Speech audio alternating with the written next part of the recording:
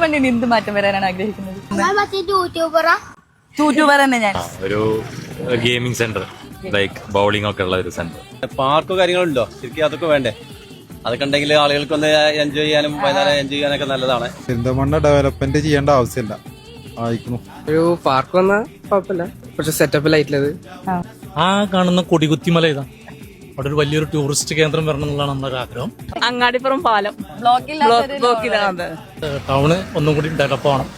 Dress കട, ഇത്രയും dress കടയിൽ ഈ നാട്ടിൽ നിങ്ങൾക്ക് ഇനി ഡ്രസ് കട? സ്പോർട്സ് കട, നല്ലൊരു സ്റ്റേഡിയം ഉണ്ടായ കുഴപ്പമില്ല. വന്നിരിക്കാൻ പറ്റിയ സ്ഥലം. ഇതിവിടെ ഈ മാലിന്യം നിർമ്മാർജ്ജനത്തിന് വേണ്ടിയിട്ടുള്ള കുറെ കാര്യങ്ങൾ ഇനിയും മുന്നോട്ട് കൊണ്ടുവരാണ്ട്. അത് ബാത്റൂം അങ്ങനത്തെ ഫെസിലിറ്റീസ്, പിന്നെ ലൈറ്റുകൾ രാത്രി ലേഡീസിനും കാര്യങ്ങൾക്കൊക്കെ നടക്കാൻ പറ്റുന്ന. പെരിന്തൽമണ്ണില് റോഡ്സ് ഒക്കെ ഒന്നുകൂടെ അഡ്വാൻസ്ഡ് ആയാല് അടിപൊളിയായിരിക്കും.